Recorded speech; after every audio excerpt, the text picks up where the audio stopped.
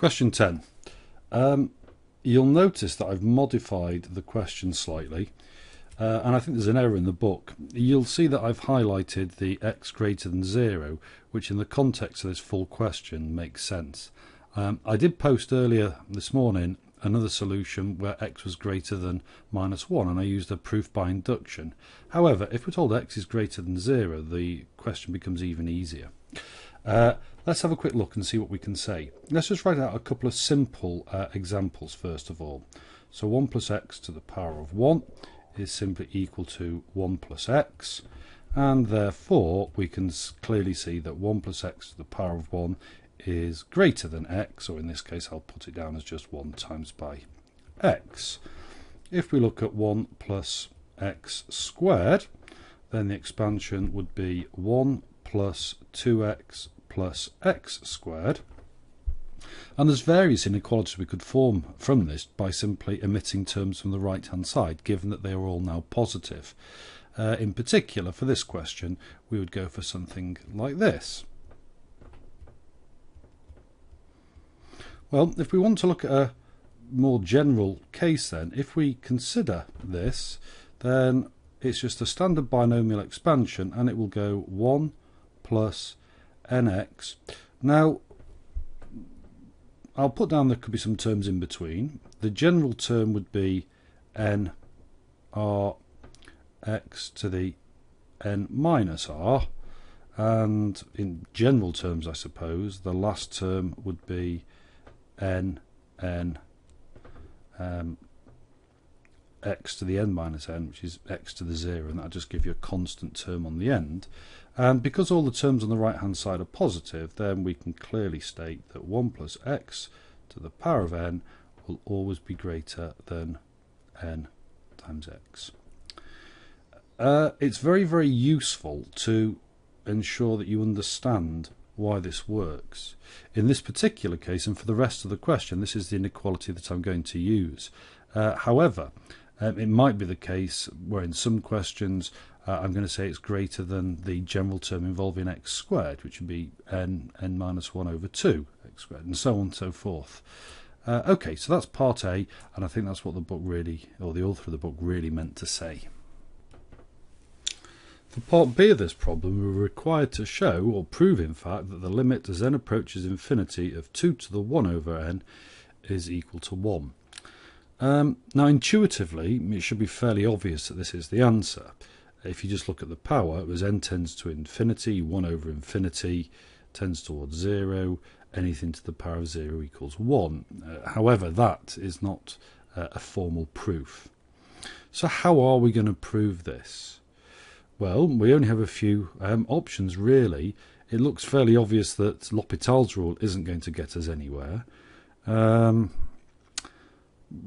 We might be able to do something involving rewriting this with an exponential and a logarithmic function, i.e. thinking of e to the ln of 2 to the power of 1 over n, etc. But in fact there's a much easier approach, and given that we've done part A, we're gonna use that. And in fact what we're going to do is we're going to create a squeeze theorem scenario. So on the one hand it's very, very easy to claim straight away that note that 2 to the 1 over n will always be greater than 1 for all values of n that are positive integers. That should be fairly obvious. Doesn't matter which root you take of the number 2, your answer is always obviously going to be greater than 1. So what that leads us to now is that we want something that squeezes this from above, i.e. we want something that's always going to be greater than this. However, in the limit as n goes towards infinity will also go towards 1. And this is where part A of the problem comes into play. So in part A what we had was 1 plus x to the power of n was greater than nx. You've got to be careful here. You know, you mustn't assume something like, well, if we let x equal 1 on the right hand side and think about this as being x equal 1 on the left hand side and thinking 2 to the power of 1 over n is greater than 1 over n times by x. That's nonsense. You can't do that. our result only exists for powers which are positive integers. However, what we can do is make a clever choice for the value x. So that's what I'm going to do. I'm actually going to say let x equal 2 over n. Now there's no problem with that at all. And then what I can now write is that on the left hand side 1 plus 2 over n to the power of n is greater than n times by 2 over n. So far so good. That will lead me to 1 plus 2 over n is always greater than the n's cancel. Bring the power across to give us 2 to the power of 1 over n. So what we now have is something that bounds 2 to the power of 1 over n from above. And what's even nicer, if you look at the left hand side, you can see that as n tends towards infinity, the left hand side in fact will tend towards 1, which is precisely what we want. So we can now say in the limit as n approaches infinity, 1 is obviously equal to 1. In the limit as n approaches infinity, 1 plus 2 over n is equal to 1 plus 0, which is also equal to 1. And furthermore, what we're interested in is bound in between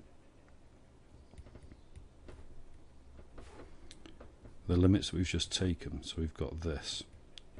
So we can now say by the squeeze theorem